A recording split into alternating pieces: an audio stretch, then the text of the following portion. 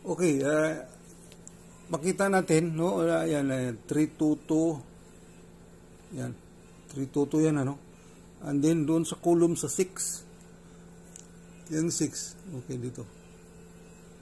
6. Kaya, nandito.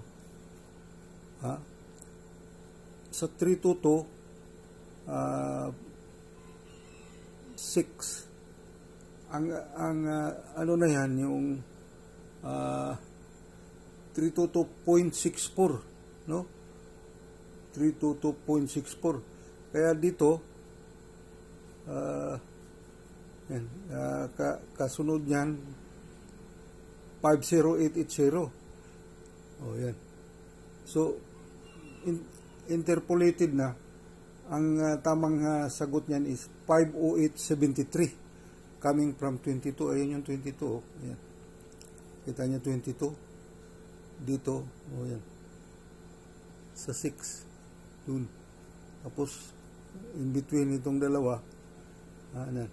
Kaya, ang sagot niyan is 50873. Interpolated na yun sa 322.64 sa logarithms, ha.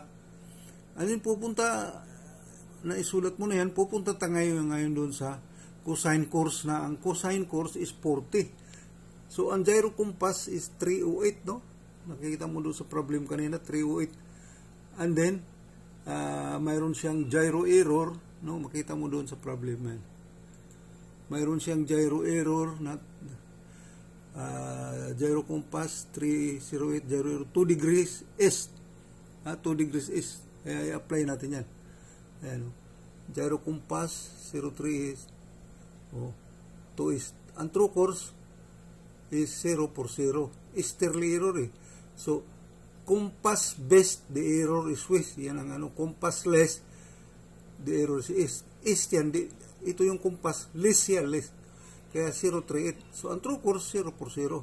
So, dito sa log cosine course, 0 for 0, kunin natin yung equivalent ng, yan, sa trigonometric function. Punta tayo ngayon sa trigonometric function. Okay? Yan. Trigonometric function. 40. Nasa 3 pa lang tayo eh. 40. Yan, malapit na. Ayan. Nakita nyo, 40, ano? 40. Trigonometric function. And then, pupunta tayo sa cosine. So, ayan lang isa, 40, 0, 0. Punta tayo sa cosine. O, anong nakalagay? 88425. Yan, nandun na yun. 9,88425. Yan, nakita nyo? Cosine. 8849.88425. Ayan, ayan, ayan. 40 degrees. Okay.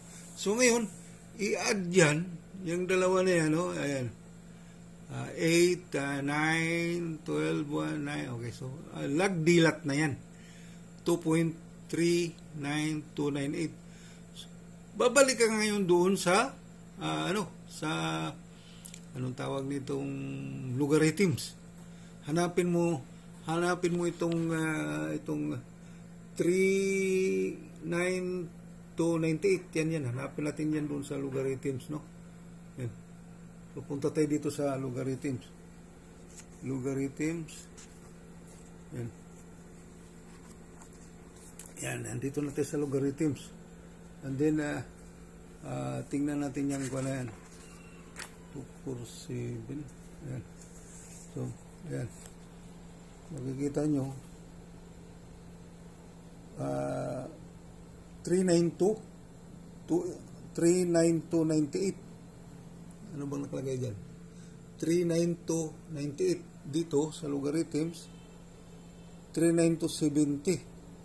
So, ang sunod dyan 39287.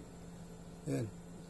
39298. So, mataas yan, no? So, dito siya. 39287. Okay. Ito, malapit siya yan.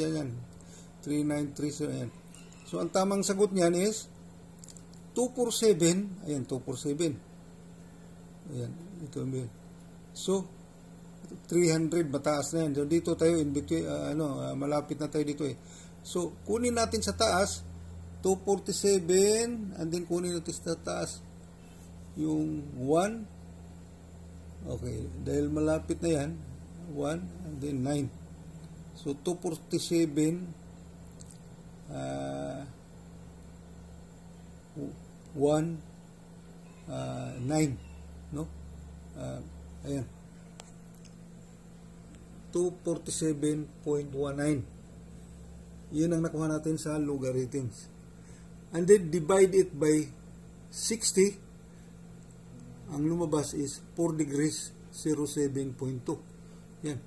Dinivide mo na sa 60 ito. 247.19 divide by 60.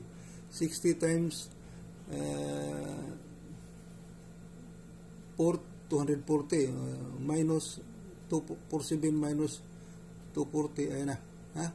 Okay, continue natin.